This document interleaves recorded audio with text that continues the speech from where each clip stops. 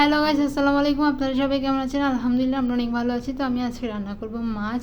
তো আমি একটু টকটক করে মাছ রান্না করব। তো আপনারা কিন্তু অবশ্যই পুরো ভিডিও দেখবেন যে আমার মাছ রান্নাটা কেমন হয়েছে। তো এবার রান্নায় চলে আসি। তো প্রথমে চলে আমি একটা হাঁড়ি বসে দিয়েছি। হাঁড়িটা বসানোর পর দেন হচ্ছে পরিমাণ মতো আমি তেল দিয়ে দিলাম। তারপর হচ্ছে একটু পরিমাণ মতো পেঁয়াজ কুচি দিয়ে দিলাম। দেওয়ার পর একটু ভালো করে নেড়ে চেড়ে নিয়েছি। কিছুক্ষণ সময়ের জন্য পেঁয়াজ আর রসুনগুলো একটু ভালো ভেজে নেবো, সেজন্য একদম ভালো করে নেড়ে চেড়ে নিচ্ছি। তো দেখছেন এদিকে হচ্ছে পেঁয়াজগুলো একটু ভালোভাবে কষানো হয়ে আসছে। তো আমি চুলার আঁচটা মিডিয়াম করে রাখছি যাতে এগুলো পুড়ে না যায়, সেজন্য মিডিয়াম আঁচের মধ্যে আমি একটু ভালো করে ভেজে নিচ্ছি।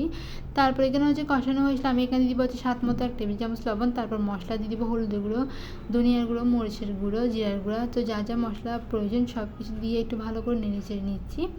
তো এখানে হচ্ছে আমি একটু অল্প পরিমাণ পানি দিয়ে দেবো যাতে মশলাগুলো পুরনো যায়, মশলার কারণে যাতে চলে যায়। তো অল্প পরিমাণ পানি দিয়ে একটু ভালো করে নেড়ে চেড়ে কিছুক্ষণ সময়ের জন্য আমি মশলাগুলো একটু কষিয়ে নিব।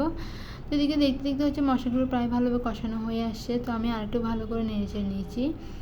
তো কার কার এরকম মাছ রান্না করে খেতে ভালো লাগে তারা কিন্তু অবশ্যই কমেন্ট করে জানাবেন। আর আমার ভিডিওটা কেমন হয়েছে অবশ্যই কিন্তু কমেন্ট করতে ভুলবেন না। তো সবাই কিন্তু অবশ্যই পুরো ভিডিওটা দেখতে যান। তো এদিকে হচ্ছে আমি একটু ভালো করে নেড়ে নিয়েছি, দেখতেছি এদিকে আমার মশলাগুলো কষানো হয়ে আসছে। এবার আমি এক একটা করে সবগুলো মাছ দিয়ে দিব, যেগুলো আমি আগে থেকে কেটে দিয়ে পরিষ্কার করে নিয়েছি। তো সবগুলো মাছ দিয়ে একটু ভালো করে নেড়ে নেবো। তারপর আমি একটা টমেটো কুচি দিয়ে, যেহেতু আমার টমেটো দিয়ে একটু টকটক করে রান্না করবো সেজন্য টমেটো কুচি দিয়ে একটু ভালো করে নেড়ে নিয়েছি।